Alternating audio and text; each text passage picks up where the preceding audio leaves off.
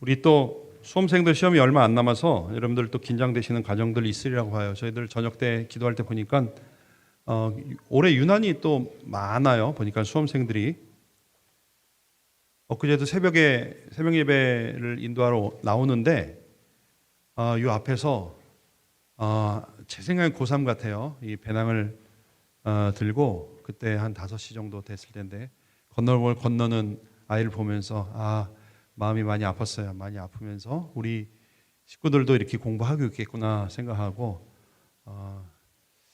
또 이 과정을 잘 지내면서 또 하나님도 경험하고 또 좋은 결과가 났으면 좋겠다 그런 생각을 했습니다.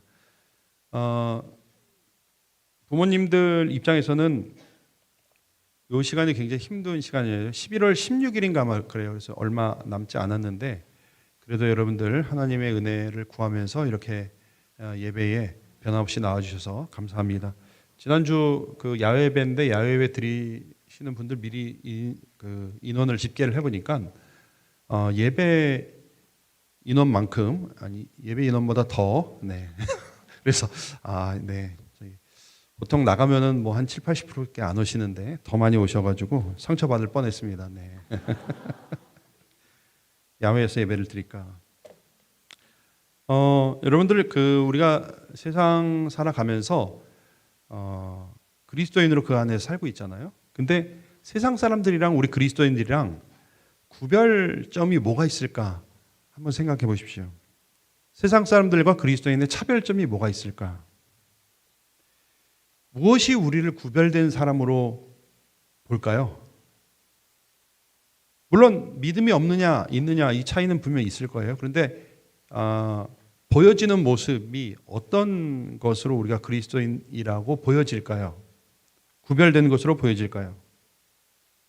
좀 더 도덕적일까요? 여러분 어떠세요? 여러분 사회에서 동네에서 더 착한 분들이세요? 그래서 저 사람들 기독교인이라 더 착하다 이렇게 느껴지세요? 어떠세요? 아니면 좀 잘생겼습니까? 아니면 더 복 받았나요? 어떤 것이 겉으로 드러난 차별점일까요? 빌립보서에서는 그리스도인들의 가장 확실한 차별점은 하나됨이라고 말하고 있습니다. 하나됨. 참으로 하나됨이 없는 세상에서 하나됨은 정말 보석과 같은 것이에요. 보석이 여러분 비싼 이유는 희귀하기 때문에 그래요. 희귀할수록 비싸죠. 근데 이렇게 하나된 공동체를 이루는 것은 정말 희귀해요. 이기적인 집단은 우리가 많이 봐요. 그러나 하나된 공동체를 보는 건 굉장히 어렵습니다. 찾아보기 힘든 가치예요. 따라서 누구든 이것을 경험해 보지 못했을 가능성이 굉장히 커요. 미지의 세계예요. 그래서 한편으로는 기대가 되면서도 한편으로는 굉장히 두려워요. 부담돼요. 걱정스러워요. 왜냐하면 가보지 않은 길이기 때문에 그렇습니다. 분명히 성경에선 된다 그러는데 그렇게 살라고 하는데 이게 그런 것 같아요. 신앙생활 오래 해보면 혼자 뭘 하라는 건 좀 할 수 있어요. 그렇죠? 기도하라 할 수 있어요. 정말 안 되면 금식하면서 뭐 여러 가지 안전장치를 마련해서 혼자라도 뭐 기도원에 들어간다든지 할 수 있어요. 근데 같이 하라. 여러분 어떠세요? 정말 힘든 게 같이 하는 거 아니에요? 그거는 힘든 게 2배가 아니라 제곱이에요. 제곱. 별로 이렇게 공감 안 하시는 것 같아요. 근데 그렇지 않아요? 부부도 힘든데 부부도 힘든데 저는 특히 이 원천교회에 있을 때부터 돕고 성향이 굉장히 강해서 그게 굉장히 힘들더라고요. 쉽지 않더라고요, 사실은. 그런데 성경을 보면요, 이게 굉장히 아주 핵심적인 가치로, 기독교인의 아주 핵심적인 가치로 말을 하고 있어요. 구약은 약간 희석됐어요. 왜냐하면 이스라엘 백성이라고 하는, 이스라엘 족속이라고 하는 어떤 혈연이 들어가 있기 때문에 약간 희석이 돼 있어요. 근데 신약 성경에 보면 이게 굉장히 어떤 그리스도인들의 핵심적인 가치고, 믿지 않는 사람들이랑 구별되는, 아주 현격하게 구별되는 그러한 모습으로 제시를 하고 있어요. 여러분 어떻습니까? 하나된 공동체, 이것은 신기루입니까? 아니면 가시권입니까? 신기루는 뭐예요? 사막에 신기루 보이면은 막 보이긴 보이는데 막 가면은 없죠. 또 멀리 보이고. 근데 가시권은 저기까지만 가면 갈 수 있을 것 같아 생각하는 거잖아요. 우리에게 하나된 공동체는 어떻습니까? 신기루입니까? 가시권입니까? 근데 하여튼 분명한 것은요, 말씀에서 그렇게 하라 하니까 다른 선택은 없어요, 여러분. 불행하게도 다른 선택은 없습니다. 오늘 말씀처럼 항상 복종하는 수밖에 없어요. 오늘 관련해서 오늘 말씀에는 3가지 명령이 있습니다. 이 3가지 명령을 오늘 그것이 무엇이고 어떤 관련이 있는지 살펴보려고 합니다. 첫 번째 명령은 뭐냐? 오늘 말씀에 두렵고 떨림으로 너희 구원을 이루라 라는 말씀입니다. 우리 죄송하지만 따라하겠습니다. 두렵고 떨림으로 너희 구원을 이루라. 네, 이게 PPT가 없어서 한 번 더 이렇게 강조하기 위해서 이렇게 따라하라고 말씀드렸습니다. 이 명령, 두렵고 떨림으로 너희 구원을 이루라라고 하는 명령은 되게 간단한 것 같으면서도 사실 굉장히 많은 신학적으로 의미를 함축하고 있어요. 먼저 구원을 이루라라는 말을 좀 생각해 봅시다. 구원을 이루라. 여러분, 구원이라고 하는 것은 전적으로 하나님께 속한 거예요. 하나님의 은혜입니다. 우리가 노력해서 구원을 얻지는 않습니다. 오직 믿음으로, 오직 은혜로 우리가 구원을 받는 거예요. 그러나 동시에 우리는 구원을 살아야 돼요. 구원을 살아가야 됩니다. 이게 국어로는 맞지 않아요. 국어로는 맞지 않지만 한번 생각해 보세요. 우리는 구원을 살아내야 돼요. 이게 무슨 말인가 하면 구원을 받는 그 순간부터 우리는 구원받은 사람답게 살아야 돼요. 구원받은 사람답게 살고자, 구원을 우리 삶 가운데 구현하고자 애씀과 노력이 있어야 된다는 말이에요. 그냥 저절로 구원받았으니까 가만히 있으면 우리의 구원이 끝나고 완성되는 것이 아니라 구원받은 사람처럼 살고자 하는, 구원을 살아내고자 하는 애씀과 노력과 헌신과 훈련이 있어야 된다는 말입니다. 오늘 말씀은. 예를 들어서 이런 거예요. 우리가 노예로 다 살았어요. 옛날에 노예로 다 살다가 존경받는 부자 주인이 우리를 양자 삼아줬습니다. 그러면 이제부터는 노예가 아닌 주인의 자녀로 살아가야 돼요. 그렇죠? 노예로서의 사고방식과 노예로서의 삶의 방식을 버려야 돼요. 그리고 주인다운, 주인의 자녀다운 삶의 방식과 가치와 사고방식을 가져야 되는 거예요. 우리는. 양자 삼아주는 것은 전적으로 주인의 몫이에요. 주인이 양자 삼아줬어요. 그건 우리가 어떻게 타치할 수가 없어요. 어떤 이유에서든지 주인이 우리를 양자 삼아줬어요. 그러나 그 이후에는 우리가 주인의 자녀답게 살려고 하는 애씀이 있어야 되고요. 노력해야 되고, 주인의 가풍을 따르려고 해야 되고, 주인의 인격에 맞는 우리 인격이 되려고 노력해야 돼요. 여전히 노예로 지낼 때의 가치와 말투와 행동을 한다면 그것은 격에 맞지 않는 겁니다, 여러분. 이 구원을 이루어 가라는 말은 그런 말입니다. 우리가 구원에 있어서 어떤 결정적인 역할을 하진 못해요. 하나님의 은혜로 구원을 받습니다. 그러나 그 다음에는 하나님의 자녀답게 살려고 하는 몸부림이 있어야 된다는 것이죠. 그런데 그 자세는요, 오늘 보니까 두렵고 떨리는 마음으로 하라 그랬어요. 두렵고 떨리는 마음. 잘못 들으면 무슨 공포와 호러를 연상하기 쉬워요. 그렇죠? 두렵고 떨림. 그러나 원래 이제 히브리어를 보면요, 제가 다른 말로 좀 바꿔볼게요. 경외와 경의 이렇게 표현하는 게 조금 더 와닿을 수 있습니다. 우러나오는 하나님에 대한 두려움을 가지고 그리고 하나님을 감탄하면서 우리의 구원을 이루어가라는 것이에요. 경외와 경의를 가지고 우리의 구원을 이루어가라는 것입니다. 여러분, 하나님에 대한 존경과 그것에 대한 감탄이 있어야 우리는 구원을 이루어 나갈 수 있어요. 우리를 양자 삼아준 그 주인에 대한 존경도 없고 감탄도 없으면 우리는 괜히 자녀됐다 이렇게 생각할 수 있어요.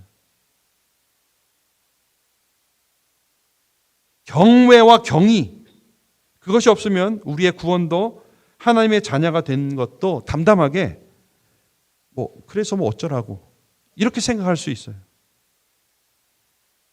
경외와 경의가 없으면 구원을 이루어가는 것을 사모하지 않게 됩니다. 그러면 이 사람이 여전히 노예인지 주인집 자녀인지 잘 모르게 돼요. 자, 그런데 오늘 말씀에 하나 포인트가 더 있어요. 더 중요한 하나 포인트는 구원을 이루되 두렵과 떨림으로 경외와 경의를 가지고 너희 구원을 이루되 너희 구원을 이루라 이렇게 말을 하고 있어요. 너희 구원, 이게 복수예요, 복수. 너의 구원이 아니라 너희의 구원을 이루라고 되어 있습니다. 즉 여기서 지금 말하는 것은요, 구원을 이루어 나가는 것은 개인적인 차원에서 얘기를 하고 있는 게 아니에요. 공동체적인 차원에서 구원을 이루어 가라는 명령입니다. 공동체적인 성숙을 말하는 것이에요. 관계적인 성숙을 말하는 것이에요. 그러니까 하나님에 대한 경외와 경의를 가지고 공동체를 잘 이루어 나가라. 이것이 오늘 두렵고 떨림으로 너희 구원을 이루라라는 명령의 본질입니다. 여러분, 교회 생활하는 것은요, 그냥 신앙적인 의무를 다하는 것이 아니에요. 그것과는 다른 것이에요. 때가 돼서 절에 공양하러 가는 것과는 다른 차원입니다. 교회 생활이라 하는 것은 우리가 함께 구원을 이루어 나가는 것이에요. 이것은 좀 더 친해지는 것을 말하지도 않아요. 그것은 함께 하나님에 대한 경외와 경의가 있어야 돼요. 함께 하나님에 대한 경외와 경의를 가지고 그분의 격에 맞는 공동체를 함께 이루어 나가는 것을 말합니다. 함께 하나님에 대한 경외와 경의를 경험하고 나누며 공동체를 이루어가는 것, 이것이 오늘 성경이 우리에게 명하고 있는 것입니다. 그것이 구원을 이루어가는 것이라고 말을 하고 있습니다. 근데 하나가 더 있어요. 여러분, 단번에 신분이 바뀌었다고 갑자기 노예가 주인처럼 살지 못합니다. 여전히 노예 근성이 있어요. 그래서 13절 말씀에 보니까 너희 안에서 행하시는 이는 하나님이시니 자기의 기쁘신 뜻을 위하여 너희에게 소원을 두고 행하게 하신다. 이렇게 말씀하고 있어요. 우리에게 마냥 맡겨만 두면 언제 우리가 노예의 습성에서 벗어날지 몰라요. 그렇기 때문에 성령님을 우리에게 주셨습니다. 성령님이 우리를 인도하시는 방식은요, 강요하지 않으세요. 우리를 조종하지 않으세요. 우리의 마음을 감동시키셔서 우리 마음 가운데 소원을 두게 하셔서 우리로 점점 주인의 자녀처럼 살게 한다고 하는 것입니다. 우리가 함께 공동체를 이루어 나가는 것도 똑같습니다. 여전히 우리는, 죄송한 말씀입니다, 노예 근성이 있어요. 아무리 성경에서 그렇게 얘기해도 우리는 본능적으로 이기적이에요.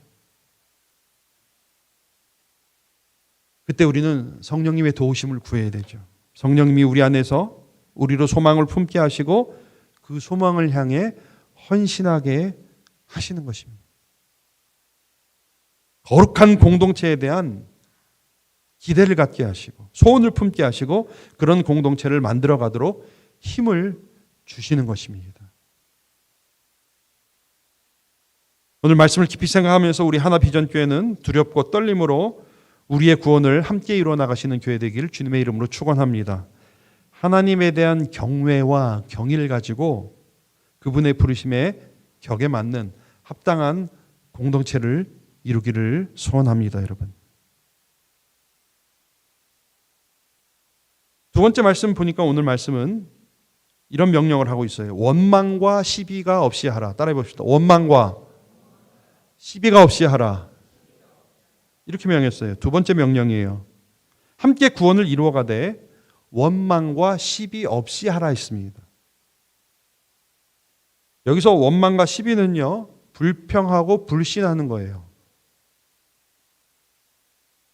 공동체를 망치는 바이러스죠, 여러분. 저는 이제 보안이라는 개념이 없을 때 교회에 이제 뭐 오래전의 일이죠. 교회에 이렇게 컴퓨터를 하나씩 줘요, 목사들마다. 그러면 이제 서로 뭐 자료를 주고받느라고 디스켓, 여러분 디스켓 아세요? 디스켓 3.5인치, 5.25인치 디스켓으로 자료를 주고받아요. 근데 거기 이제 바이러스가 있는 거예요, 바이러스. 이거 옛날엔 저도 무식해서 바이러스 해가지고 야 이게 뭐가 바이러스냐, 약 치면 되는 거냐, 뭐 그게 아니라 백신 프로그램을 돌려야 돼. 전 옛날에 누가 그런 얘기도 했어요. 바이러스가 뭐 나중에 찾아보니까 뭐 그 전기 소켓 있는데 뭐 있었다 그래. 뭐 그러던 시절에 디스켓을 통해서 바이러스가 감염이 됐어요. 아무리 돌려도 치료가 안 돼요. 그 이름도 제가 기억내. 트로이 목마, 트로잔 뭐 해가지고 계속 더. 결국 어떻게 했냐? 자료나 사진 다 날렸어요. 그냥 그때 정말 그 CD로 고어놓은 게 있어 다행이지. 다 포맷으로 완전 해버렸어요. 여러분 원망과 시비, 불평과 불신은 잘못 방치하면 다 포맷해야 돼요. 그 정도로 강력해요. V3로 안 돼요. 안 웃으시네. 백신 프로그램으로 안 돼요. 강력해요. 얼마나 전염이 잘 되고 파괴력이 많은지 몰라요.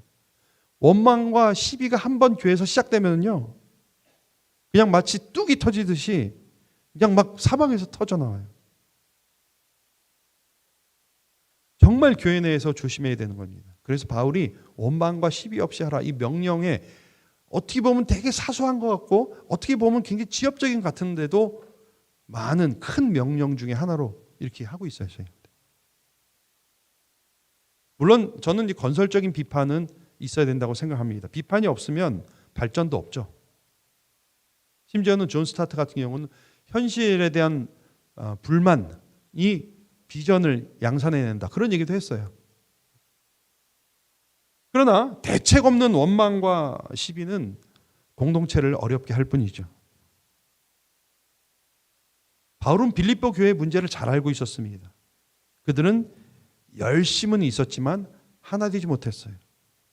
그 이유는 불평과 불신, 원망과 시기 때문에 그런 것이었습니다.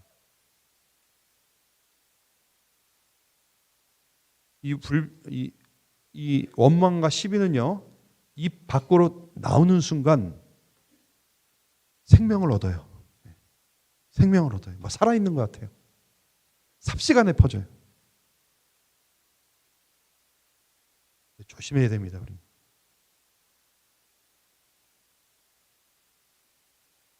가만 보니까 대개 원망과 시기는요, 자신을 좀 객관화하는 데서 와요. 좋게 말씀드린 거예요. 자신을 객관화할 때 나와요. 이 객관화가 무슨 말이냐? 뭐 이런 거죠. 여러 가지가 있겠지만 이런 거예요. 어느 날 설교를 듣고 나름 감동이 됐는데 나가면서 이런 얘기를 하는 거예요. 이거 우리 남편이 들었어야 되는 건데.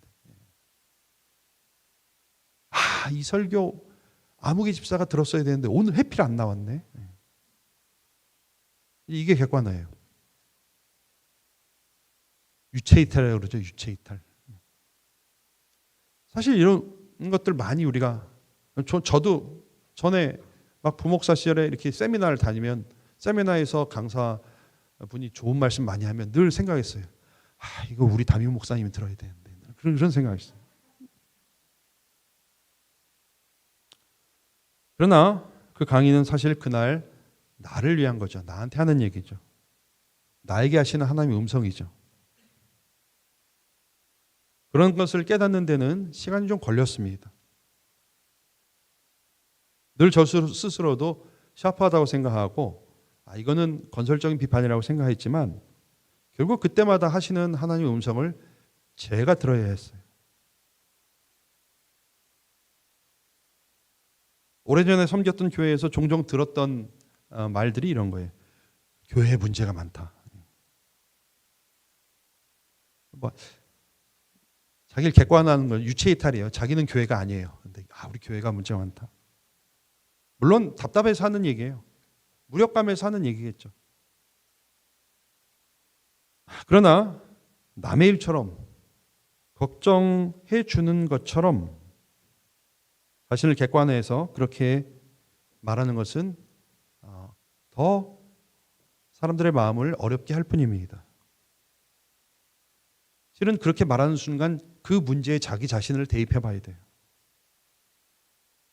그 문제는 곧 나의 문제입니다. 저는 개인적으로 이렇게 사람을 객관화시키는 것 굉장히 사실은 그런 사람들 경계해요. 형이 말이야 뭐 하면서 본인이라고 얘기하지 않고 제3자로 이렇게. 거기서 나오는 원망과 시기는요, 자기 자신을 돌아보지 않기 때문에 나오는 것들이에요. 늘 우리는 자기 자신을 돌아봐야 됩니다. 이 원망과 시비는요, 아까 말씀드린 두렵고 떨림에 어떻게 보면 정반대에 정확히 반대되는 말이에요.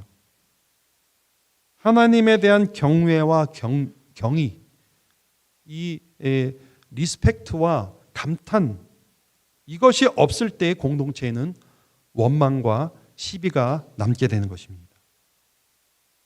경외와 경의가 사라지는 것을 원망과 시비가 채우기 시작하는 것이죠.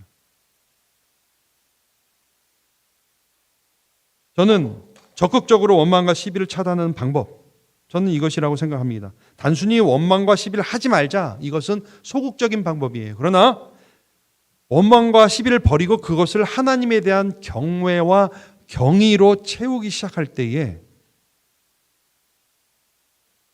하나가 되고 아름다운 공동체를 이루어나갈 수 있는 것이죠. 그렇게 원망과 시비가 없을 때 오늘 15절 말씀해 보니까 어그러지고 거스르는 세대 가운데서 하나님의 흠없는 자녀로 세상에서 그들 가운데 빛들로 나타낸다 있습니다. 여러분, 바로 이거예요. 세상 가운데 우리가 차별된, 구별된 존재로 드러나는 것은 원망과 시비 없이 경외와 경의를 가지고 하나를 만들어갈 때 세상을 비추게 되는 것입니다. 원망과 시비를 버리고 경외와 경의로 채울 때 교회는 탁한 세상에 마치 산소를 공급하듯이, 유진 피터슨은 메시지 성경에서 이런 식으로 이걸 풀었어요. 탁한 세상에 산소를 공급하는 것 같다, 교회가. 오늘 말씀에 비하면 세상을 비춘다. 어두운 세상을 비추는 빛이 된다. 그것이. 우리가 세상을 어떻게 변화시킬 수 있겠습니까? 우리가 원망과 시비 없이 하나가 되면 됩니다. 그것은 우리만 사는 길이 아니라 세상을 살리는 길이기도 합니다. 원망과 시비가 없는 교회 되길 축원합니다, 여러분. 어제도 전해 들은 소식이고 외부 교회에서 우리 교회 칭찬한다는 소식. 이제 들을 때마다 기분이 좋아요. 그것도 온천 교회도 아니고 어디 뭐 중앙교회인가 교인들이 하나비전 교회 잘 된다 이런 얘기를 했다는 것이 괜히 어깨가 으쓱해요. 이제는 외부 교회가 아니라 외부 사회에도 이렇게 알려지기를 여러분 소원합니다. 여러분, 정말로 우리 하나비전 교회는 원망과 시비 없이 하나님에 대한 경외와 경의가 가득 찬 교회 되길 소원합니다. 그래서 우리도 살고 세상을 살리는 교회 되길 주님의 이름으로 축원합니다. 마지막 명령은요. 한번 따라해 봅시다. 서로의 헌신으로 기뻐하라. 서로의 헌신으로 기뻐하라. 이것이 세 번째 명령이었습니다. 17절, 18절 말씀 한번 보시겠습니다. 만일 너희 믿음의 재물과 섬김 위에 내가 나를 전제로 드릴지라도, 내가 나를 제물로 드릴지라도 나는 기뻐하고 너희 무리와 함께 기뻐하리니 이와 같이 너희도 기뻐하고 나와 함께 기뻐하라. 우리는 각각 헌신의 모습을 보면서 힘을 얻습니다. 격려를 받습니다. 서로를 보면서 대견해하고 서로를 보면서 자부심을 느끼고 서로를 보고 기쁨을 얻어야 합니다. 그것이 하나됨의 표시이고 하나됨의 증거이죠. 서로를 볼 때 그런 것들을 잘 느껴야 돼요. 부부간에도 그런 걸 느끼길 축원합니다, 여러분. 감사합니다. 네. 우리 장집사님 안 오셨어 오늘.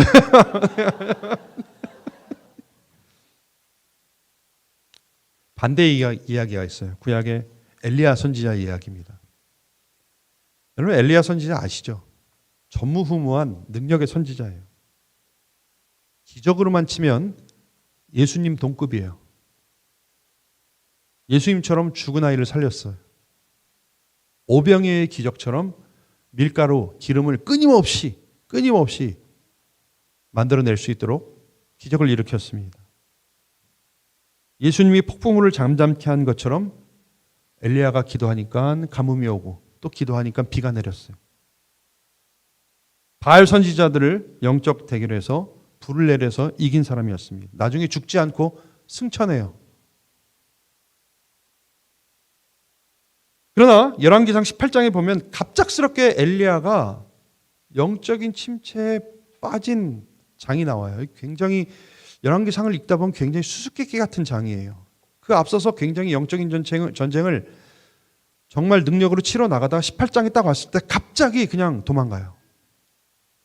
그리고 멀리 도망가다가 굴에 숨어가지고 어느 정도까지 했냐면 하나님 나 더 이상 못하겠습니다. 나 죽여주십시오. 이렇게 얘기합니다.